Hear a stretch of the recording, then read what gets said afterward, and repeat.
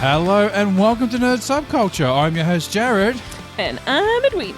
And if you listen to this is our Once More We're Feeling series on Buffy the Vampire Slayer.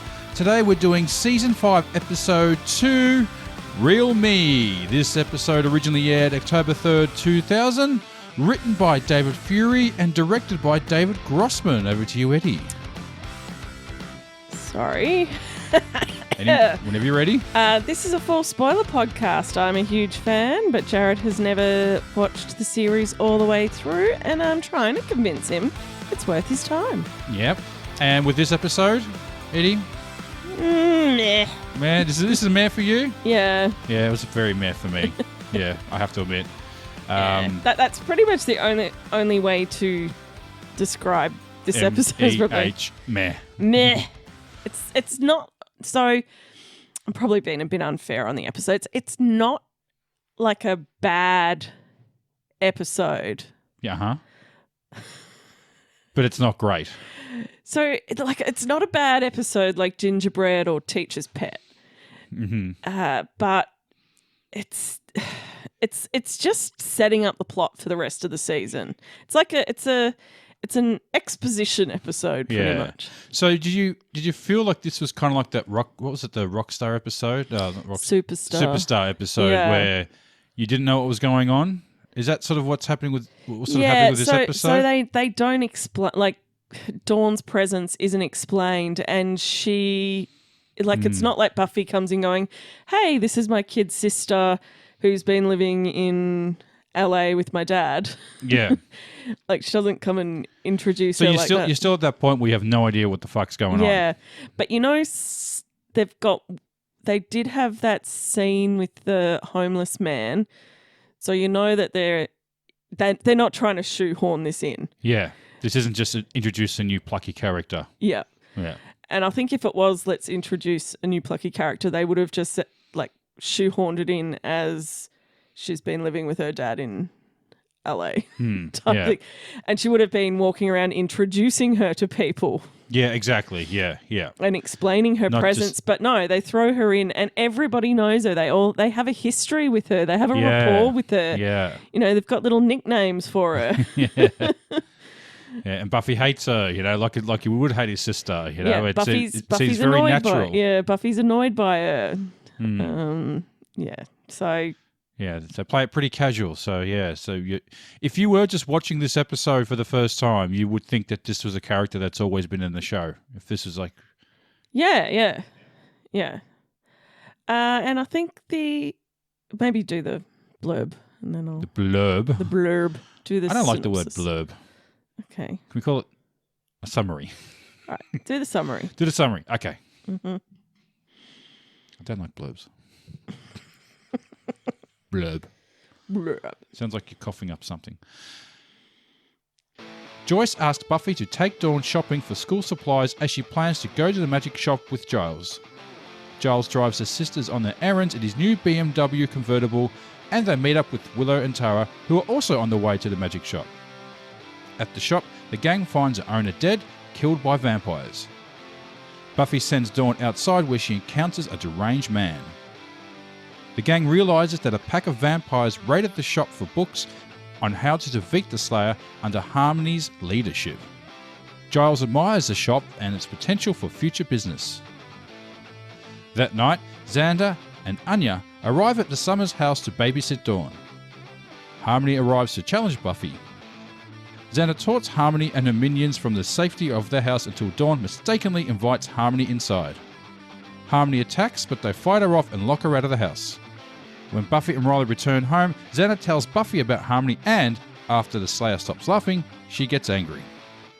Dawn overhears parts of the conversation and runs outside as Anya tries to stop her, but Harmony's vampire gang attack and Anya is badly hurt. Harmony complains to Dawn about her problems until her mutinous minions attempt to kill them both.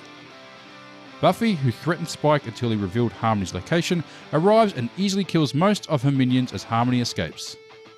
The next day, Buffy and Giles talk about his decision to take over the magic shop, while Dawn writes in her journal that Buffy still thinks she's a nobody, but she will be in for a surprise.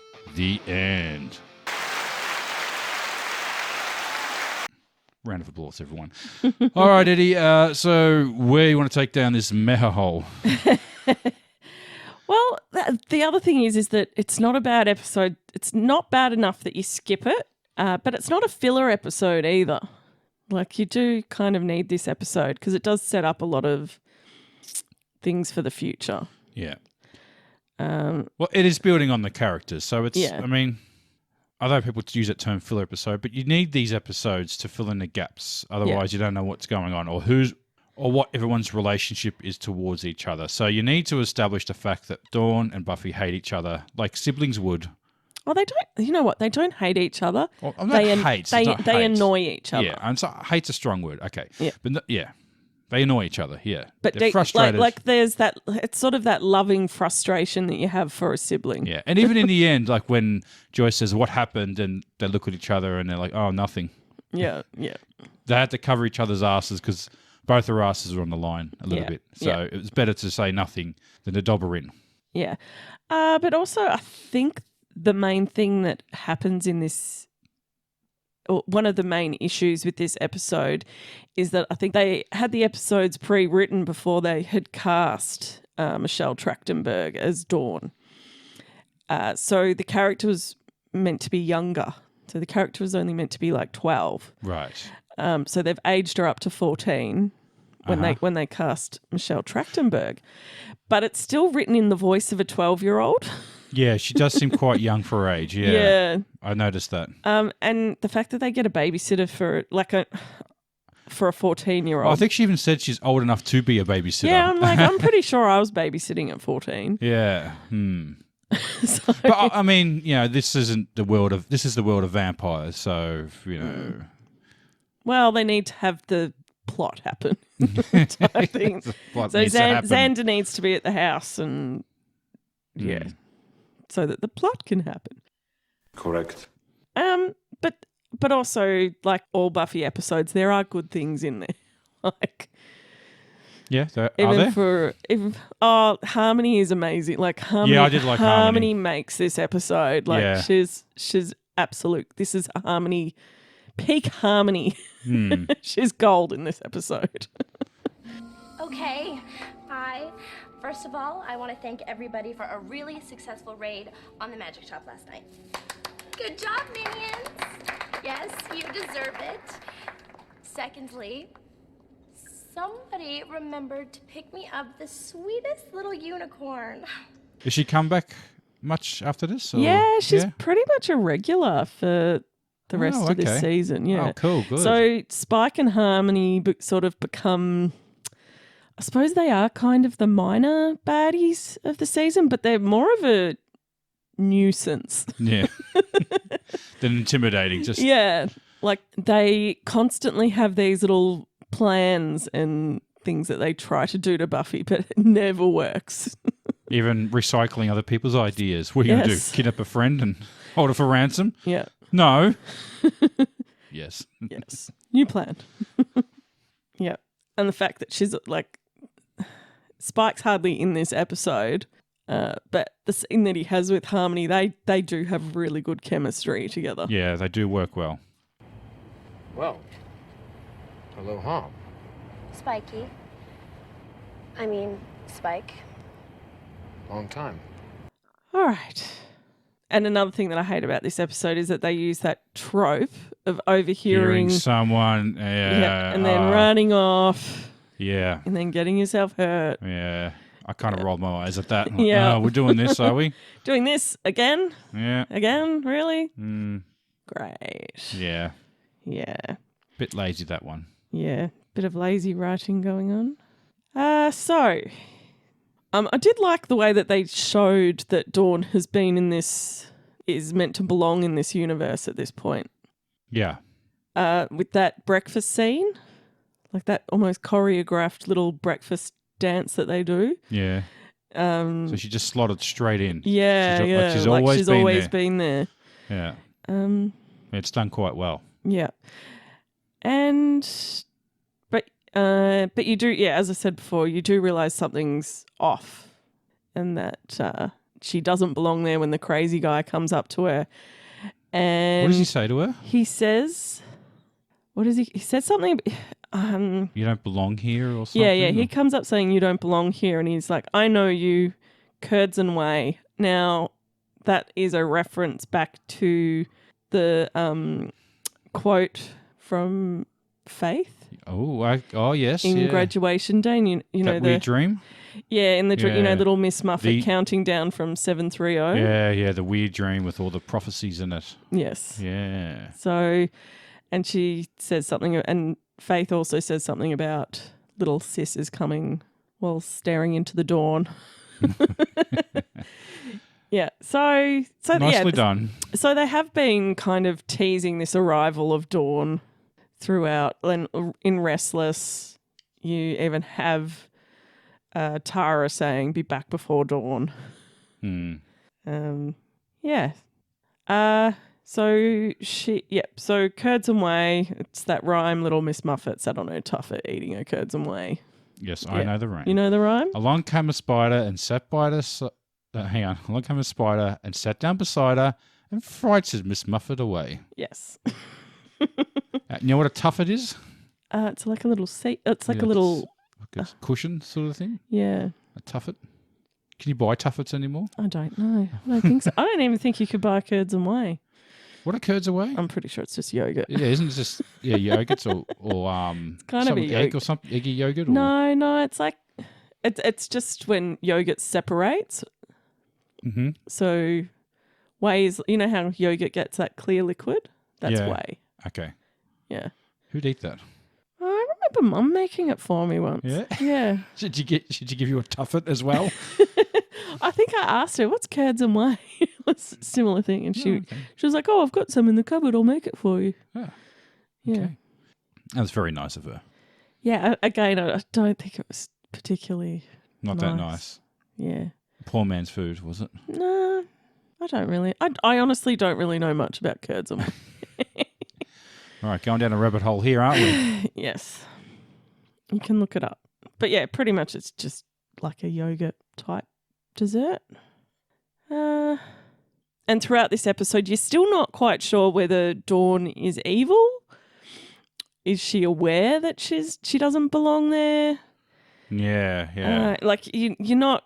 You know, is she up to something nefarious? Well, is this part of it some sort of evil plan? Yeah, well, she said something a little ambiguous at the end, didn't she? You're in for a big surprise. Yeah. Boy, is she in for a surprise. Yeah. So you have that sort of ominous statement at the end where you're like, oh, is she good? Is she bad? Is she plotting against it? Sucking the life out of them or something? Is she aware of what she is, or does she think she? Yeah, exactly. Does she know that she's just been inserted into the show? Yeah.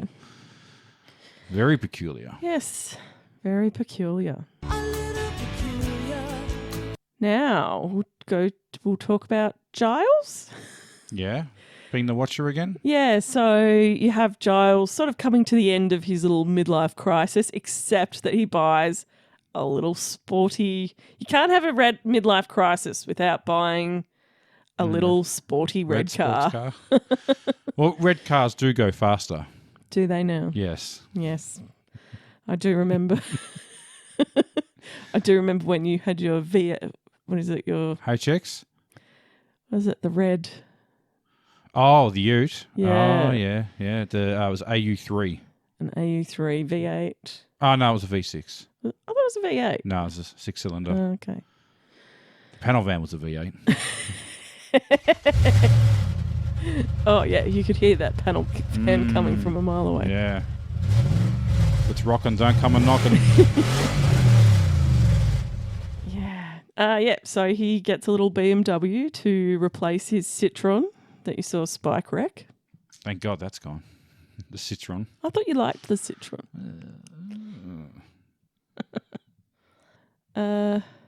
What else was I going to say? Yeah, so Giles is coming to the end of his midlife crisis. He's sort of finding his way again.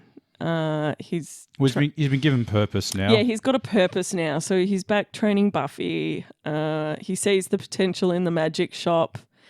So now the magic shop will become kind of their new base of operations. Yeah, they needed that, yeah. Yeah, from here on out, I guess. And that's a good idea because that can sort of intertwine other story plots and stuff like that, I think, rather whether people can come through. I mean, I don't know if that happens, but a better setting, more open. Yeah. I guess. Because, they kept using, they had been using Giles as his apartment. Yeah. But yeah, as you said, it's probably going to be more of a, like, it feels organic when they move into the magic shop. Like, it's a good idea. It's a good plan. Yeah, it is. I like that. I think they put a training space out the back for Buffy. That's some good training she was doing too, balancing on that. Do you know what it kind of reminded me of? Star Wars? Star Wars. Yes. Kind of remind me, yeah. What is it? Return of the Jedi? Empire Strikes Back. You knew that. That's it. Yes. Oh, which one was it? Oh, I don't remember. And then, I think it's something about the crystals being stacked, and it's when Luke's like putting the rocks, stacking the rocks, and then he loses his concentration and falls. Yeah. Interrupted by his little sister. Well, isn't he? Oh, he's interrupted by a flash of something. Bobby's sister, yeah. Yeah.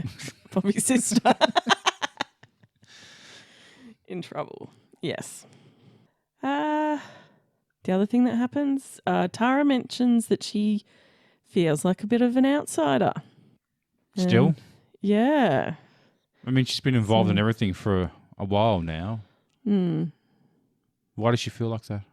I think she does say it's because they've got this bond that you can't really break into their group. They've been through so much together that I think she was pretty much saying she'll always feel like an outsider. I guess, maybe. Well, that will come back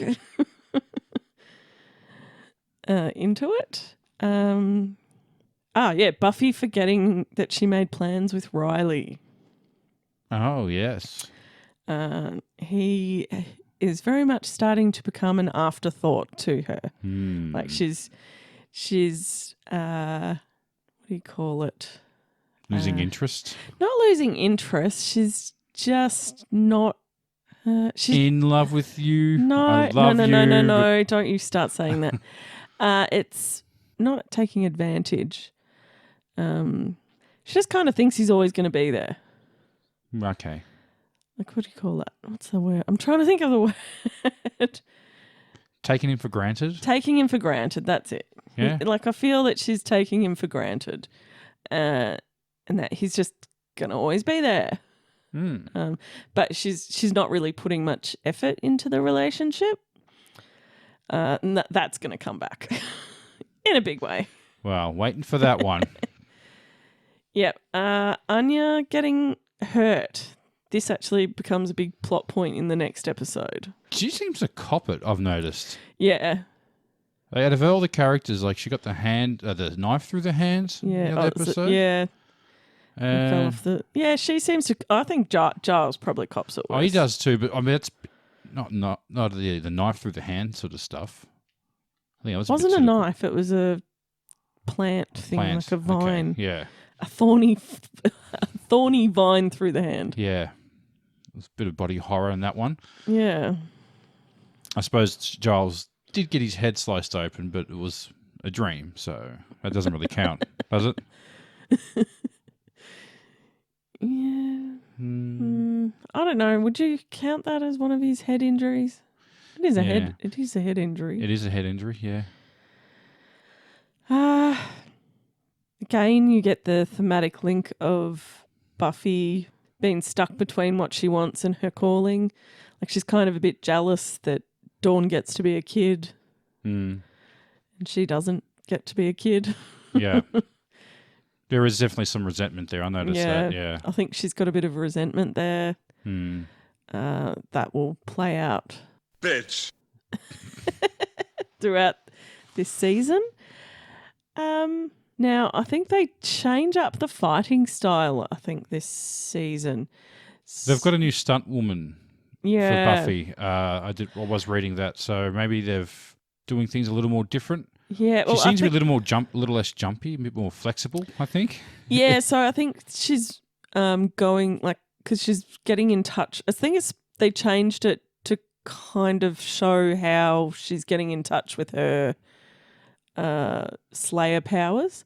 So I think they said it's less martial arts, more bare knuckle boxing. Okay. And that's kind of the way that it changes from martial arts to bare knuckle. Just sheer brute force. Right. I was thinking the other way actually, but maybe you're right. I've only seen a couple episodes. But yeah.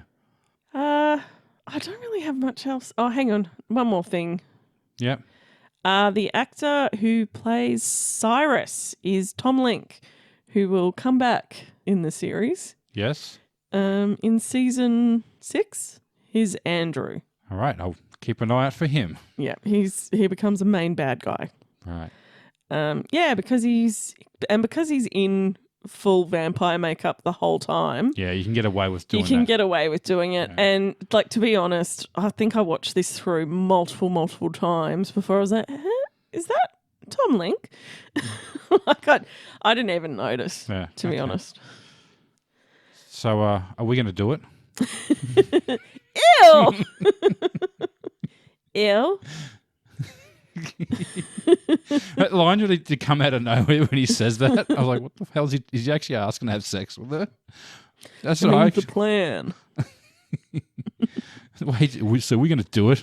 Oh, and she's also wearing the most amazing gold lame pants in that scene as well. Yeah, she's working on a villainous. She's getting there, Yeah, she's reading some self-help books. Yeah. She says something that she actually says the title of the episode as well. Like, I found the real me. So what does the title mean then? Real me. Real me. She says that in the first part. No one knows the real me. Like Dawn says that? Yeah, her narration, she says that. Right. No one knows the real me. We should dive into more on the title sometimes, I think. Yeah. We kind of miss that one, don't we? I think. And sometimes the titles don't mean anything. Don't mean anything, and sometimes they mean a lot. Yeah. So I think we usually do cover it. Yeah. I think I bring it up when it's relevant. Yeah. Relevant. Now, had you seen this episode? No, this was a new one for me. Yeah. Pretty fresh. Okay. And did you go down any rabbit holes? No rabbit holes of this one. There was nothing too deep. Although I think the Kurds and Way, I probably should have looked into. Nothing really grabbed me. Yeah, as I said, this episode wasn't that entertaining for me. It's work. I think the next episode is much better. Okay, we'll look forward to that. You get into question time? Yeah, let's get into question time.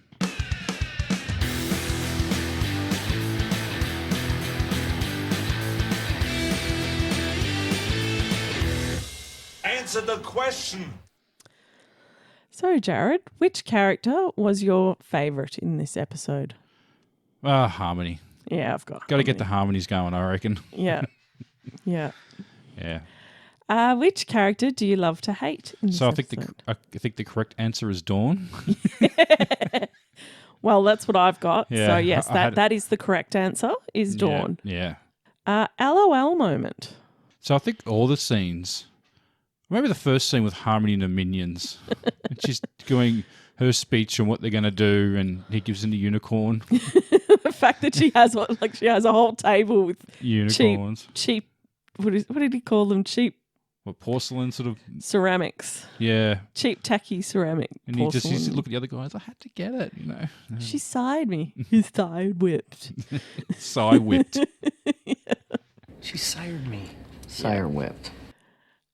Mine would have to be Giles driving his new BMW convertible, and it's an automatic transmission, and he keeps slipping it into neutral. You can't actually move those things when they're driving. Really? You can probably put it in neutral. Yeah. But you couldn't put it in park or anything like that. Yeah. I remember there was a James Bond movie where he's driving with a girl, and they're having like a bit of an argument, and he just puts the car in park as they're like flying down a windy mountain at like 100 k's an hour or something. I know a friend of mine tried to do that when something was happening with a friend, and the thing just popped out, like it just wouldn't go in. Yeah. Yeah. But yeah, you can put it into neutral. Put it in neutral. That's what he kept doing. Was Oh, you're putting putting it in neutral. Okay. Yeah, he kept accidentally putting it into neutral. And he's like, I'm just not used to this automatic transmission. I loathe just sitting here, not contributing. No, it's not working. Buffy's like, Giles, are you breaking up with your car? He's like, well, it did seduce me, all red and sporty. Love those sports cars. The red sports cars. And then Buffy's like, little two-door tramp.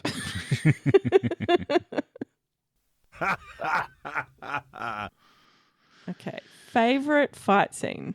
We almost got the return of Xander and Harmony fighting again. Yes. Well, not as dramatic as last time. Another but slap fight. yeah, I did like that one, actually. Yeah. Yeah, I like the Harmony's trap fight scene where all the Harmony gang get killed, pretty much. Buffy takes them out all pretty easily. I think the only one that gives her any trouble is Mort. Yeah, the muscle guy. He's a big muscly guy, but even then she kills him pretty quickly. Yeah. Favorite scene? Again, I'm just going to say all the scenes with Harmony and her minions are all pretty good. Yeah, I've got Buffy laughing at the fact that Harmony had minions. I think I read somewhere that Joss Whedon was doing funny faces behind the camera to make her laugh like that. Yeah, she does I don't think she likes laughing. Oh, is that what it is? Camera, yeah. Yeah, okay. Because it was quite a natural laugh, wasn't it? I noticed. Yeah. What was your least favourite scene? As we said before, the trope of Dawn overhearing Buffy and storming off and getting Yeah.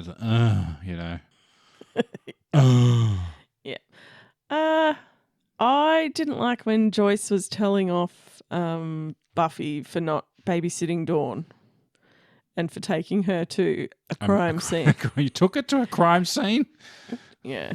Because Buffy didn't want to take her in the first place and Joyce made her take her.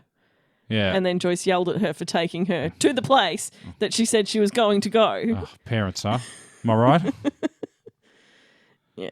No idea. Damned if you do, damned if you don't. You can't win. Exactly. Favorite quote? So we're going with Harmony again. Mm-hmm. Harmony talking to Spike.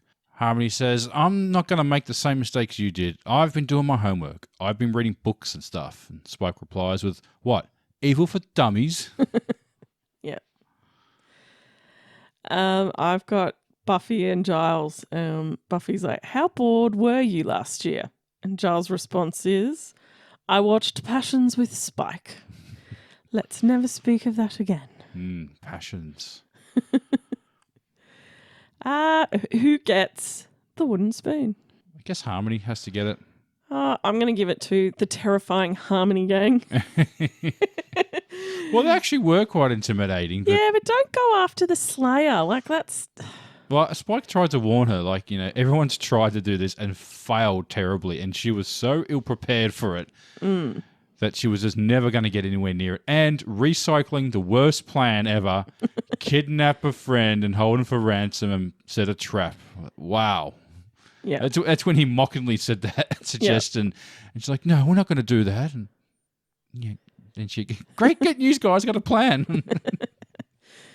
Yeah. Who's the MVP of the episode? Well, I have to go Buffy. Yeah. Yeah. Just going Buffy with that one. And what do you rate this episode out of 10? I gave it 3 horse carousel unicorns. That's what she used to stab the guy. Mort, yes. Mort. And she even looks at it like, what the hell is this thing? She just saw a pointy wooden thing and thought, I can use that. Yeah. And then realised what it actually was. What the fuck is this shit?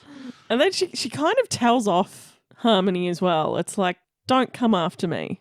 Yeah. Sort of that warning of, you're being an idiot. Yeah. Like, be smart about this. Like... Almost Doctor Who-ish in some ways, warning the villains not to fuck with them because it's going to end badly for you, all right? I'm just telling you now, just walk away, Yeah. Don't bait me like this. Yeah. So actually, it's probably more something Rick would do, actually. Yes. Rick does it all the time. Yeah. Really? You're going to go do that hole?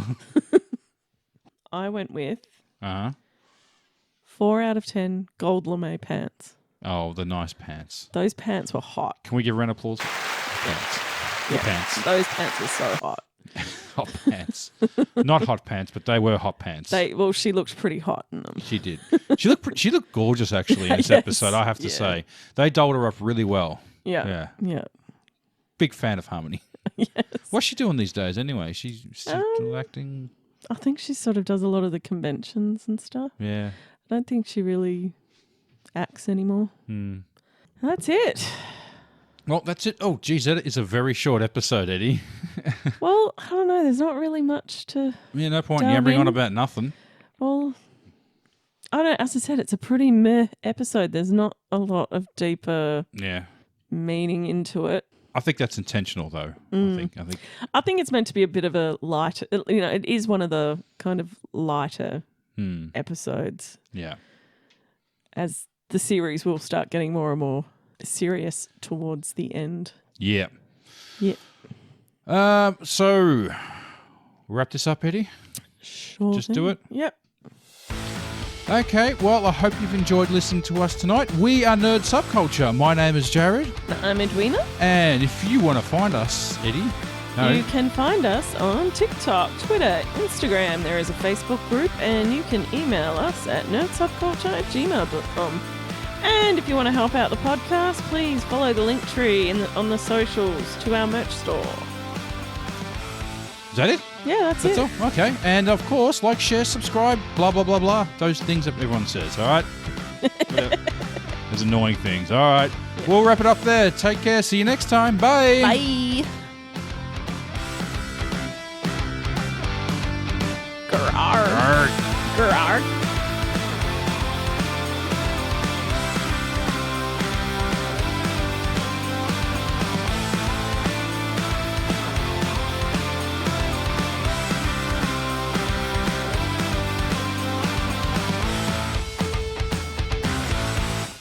Somebody remembered to pick me up the sweetest little unicorn.